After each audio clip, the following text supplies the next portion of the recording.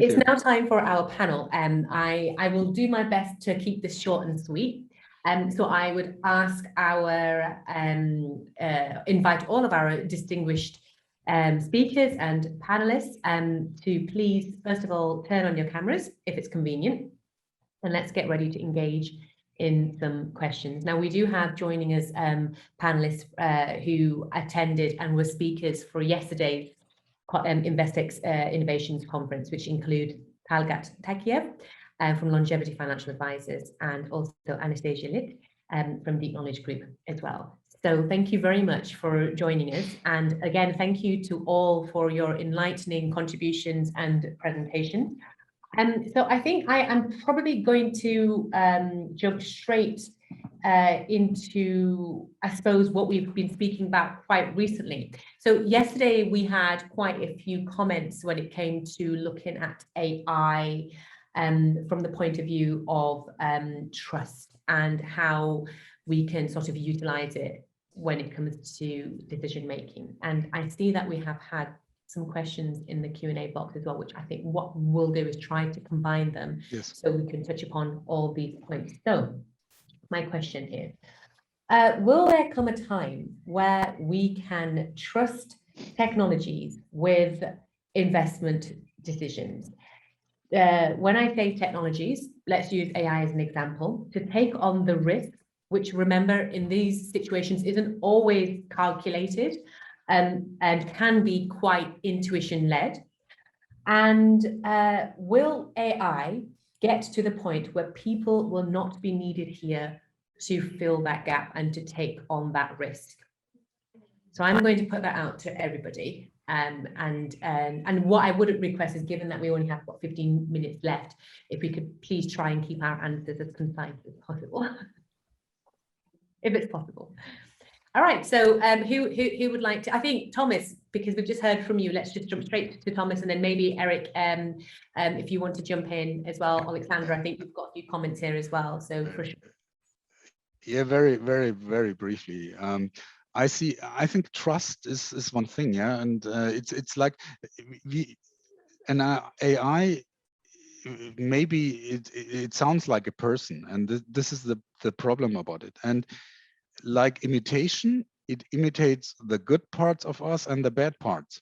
So I think we need to closely look. We need to closely check. I think we will not be replaced by AI. So we are talking about highly specialized solution finding, because you need to define the boundaries of this. Yeah, and this is, I think, how can you define boundaries of risk? Yeah, so I don't want to lose money. Yes, then don't invest anything. Yeah, so then you won't lose. Yeah, and I think this is where man still is needed, and to teach the system. This is my personal opinion about it. Interesting. Eric, what do you think? I agree to a large extent with Thomas, but I would go one step further back, and that is that in the end, economics and investing is not rocket science, but prices are the result of transactions between people representing the entity that they invest for. There was a try to see if the computer could replace people already back in the 1980s, when a professor at Berkeley, Hein Leland, created portfolio insurance, a kind of risk management system which was totally automated. But actually it was a disaster, because they forgot one thing. The moment that you let the computer do the whole thing, and the computer deals with other computers, and they all try to mimic what people are doing, and actually the people behind it don't incorporate that other people know, then in the end the system will fail, because the one who is really smart and who's doing his research will try to understand who is behind things in the market. So whenever you can make money in a small firm because the big guys are not investing there, this neglect is there, and the opportunity for the small investor is there, because the big guy can just watch and not arbitrage away the opportunity. So markets will always develop.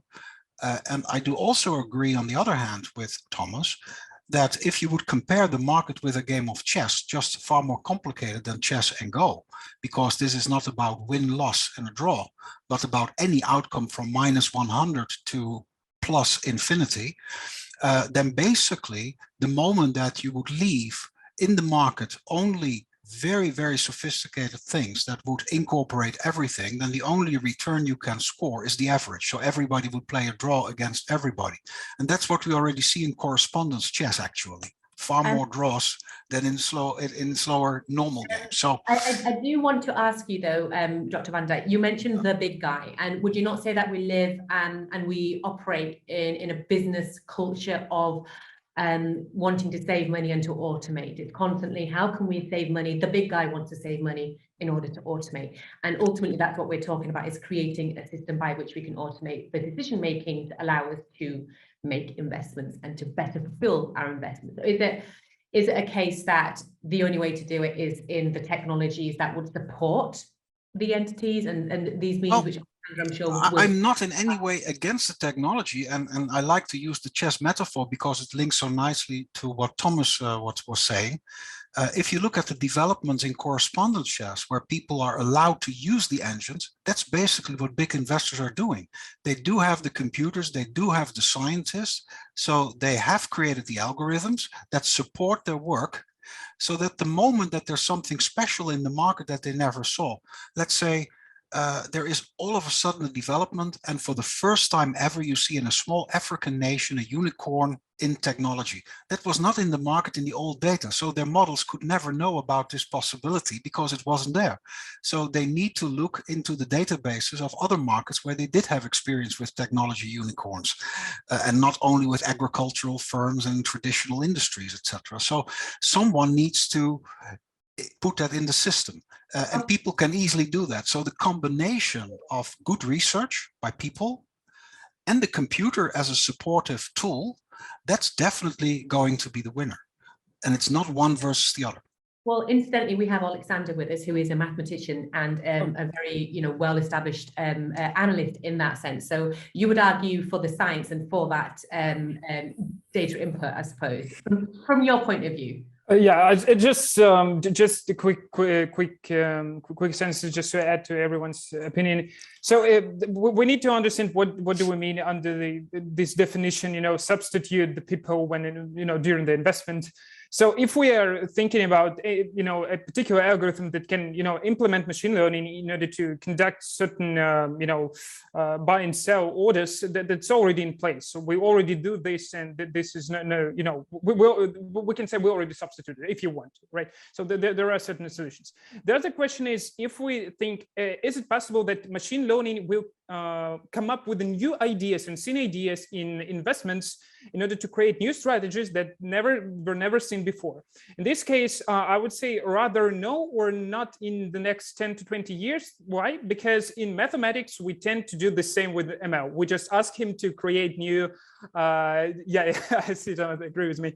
Yeah, so we ask machine learning to create certain hypotheses and theorems and try to prove it, lemmas and so on and so forth. And while mathematics is rather rigorous compared to the economy and finance area of study, albeit of this, machine learning isn't that great right now. And since economy is much more complicated and behavior-driven area of interest, I don't think it's of our capability, to do so. But as mentioned by Thomas, once again, if we would apply different computational resources, if we would move to quantum computing, probably there is some way to go. Brilliant. And I'm going to ask Dominic and Talga, who we had yesterday. You both have very, if you don't mind me saying so, traditional backgrounds. And Dominic, you're seasoned with 20 years of experience in investor relations, investment management, working in boutique companies. So you've kind of witnessed and been sort of standing there with this, these frontier technologies on the horizon, and how they are going to really innovate or disrupt, maybe for the better, that's the hope, this industry in which you have solely taken on the responsibility with the decision makings. I'm curious how you take this and how you feel, from your perspective, it's almost like it's going full circle, and how you would respond. Well, thank you. There's a couple of things I would say. One is that everybody, whatever time in their life, comes across the new. And it could be AI, it could be the computer games that Thomas was talking about, the old table tennis. I remember, I'm old enough and ugly enough, and I think I have to confess I've done more than 20 years. I can actually remember all those things, and I remember the original spacing, but it doesn't matter. It is still, everybody is faced with the new.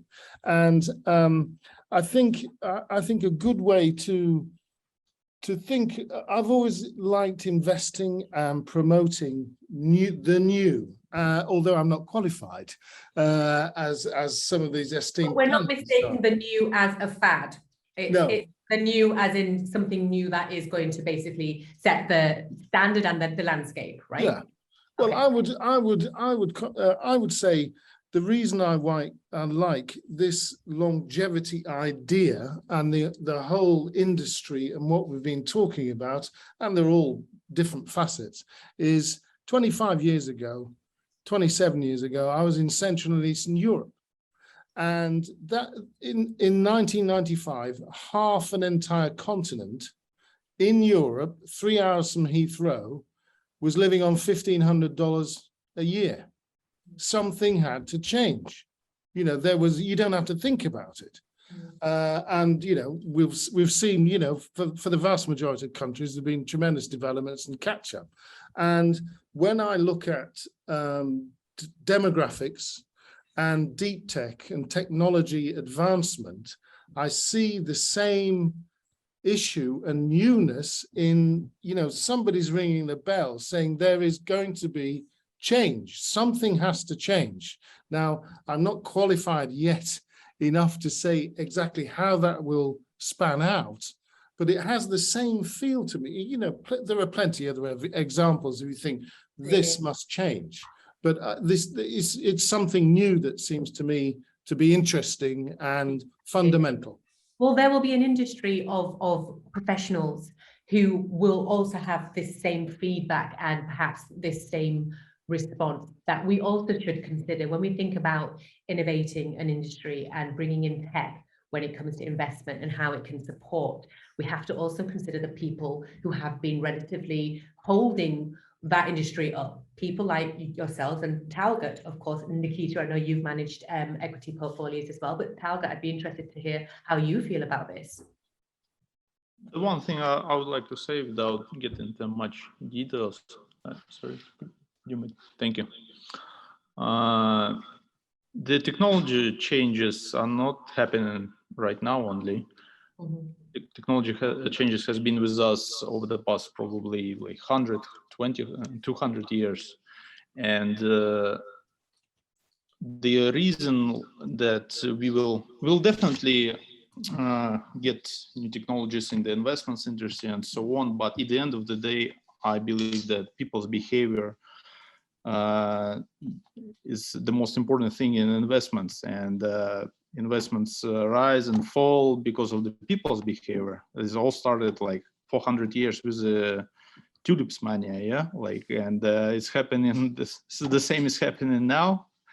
400 years later, nothing changes, but technology has always been advancing. So we should praise it because it helps us to gather information. It helps us with new tools. It helps us to understand some things much quicker than we could afford like 20 years ago. But at the end of the day, how we use it, how we approach it, it depends on the people and people's behavior. So it's a tool, basically. Like technology is a tool, but it will not like solve all the problems. Like I don't think it will like make perfect decision making and so on. Decision making depends on like people, and there will always be like mania, like it's happening on the markets. Of course, it's assisted. Market cycles will always be there. That's like that's my opinion. Absolutely. Nikita, as someone who has designed many sort of financial models and has worked in predictive analysis, what's your thoughts on this, on sort of disruptive tech? in this area? Well, if we're talking about,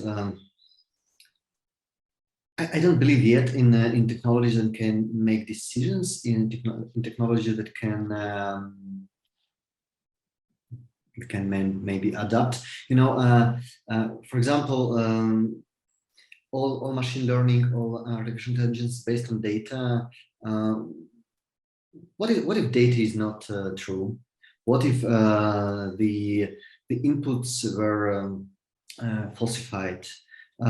Yes, we can say that technology can adapt even to these. That technology can. I saw a very interesting model that introduced matrix, which were converting the information matrix to just matrix consisting of even numbers depending on a level of uncertainty or something like that. So we can say that technology can learn even that, but I'm thinking that there should be a person who controls the environment, who controls the inputs, who controls the process, and then the models which are working for you would be the most efficient.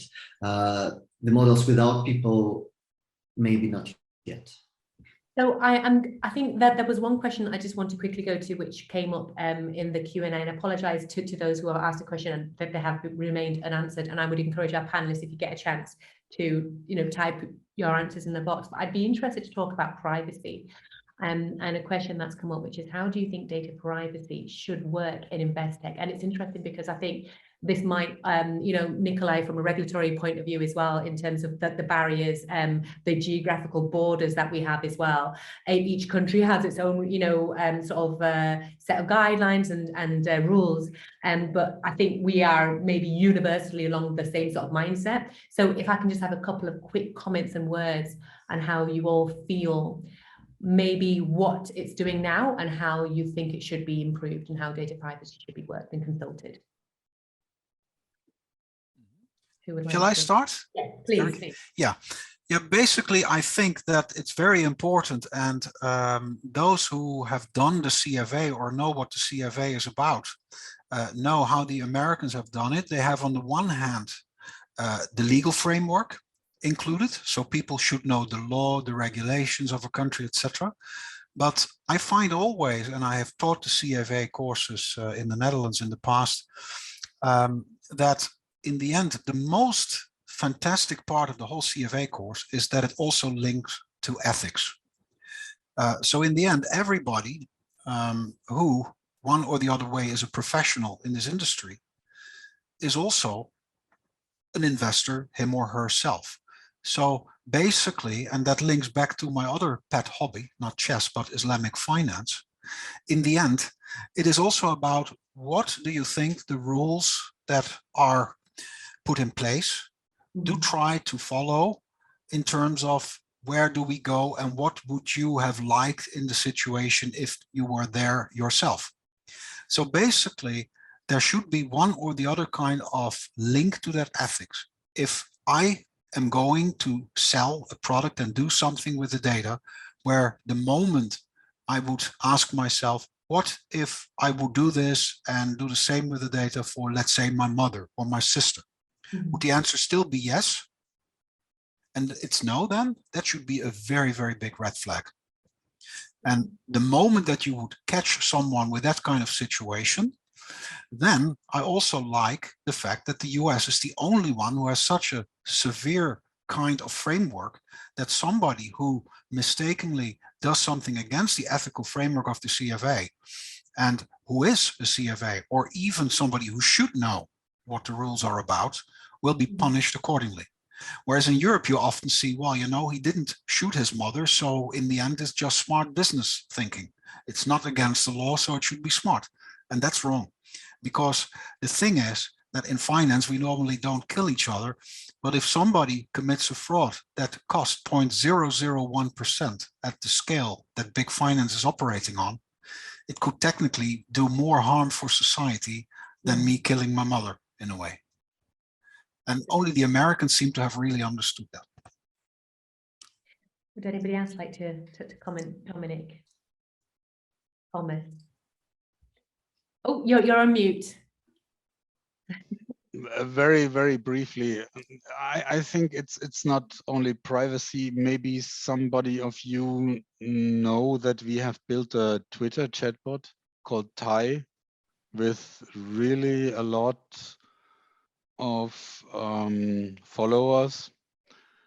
And the problem is that it imitated us. And it was bombarded with nasty comments. And it turned out to become nasty. So we had to put it back. We really had to roll it back and to destroy it, because it was a creature, or I don't know how, an AI, a neural network, which cannot be used in any way anymore. And that brings us into, I think, the responsibility to use this technology for good, anything for good, and also good privacy and so on. And then this is the only comment I can give. I'm not a regulatory man or somebody who knows this stuff, but AI should be used for anything good. Wonderful. Dominic? Well, I just think so far we've proven that it's still men in charge, and they're the guys who operate and make these things. So it's going to be, as Alexander said, it's going to be a while until that changes, I would imagine. Would anybody else like to add any final comments before we conclude today's conference? Let me just comment as well that today we have many new investors, like newcomers, the retail investors coming, and eventually, like in the future, they will become professional investors. And for them, like these technologies should be understandable, and they should be secure for people not to be afraid to go to invest, to use different tools in the future, and to go into deep dive into the technology, into the field. So it's like tremendous nowadays, and as well as considering like the big data that is used for creating new patterns and models and creating new, I believe, like making new Nobel Prize winner theories that will become in the future, like we will discover. So in this case, like, let's hope that AI and technologies that will be used for the better, and we will see the more interesting topics in the future to discuss. Absolutely. Thank you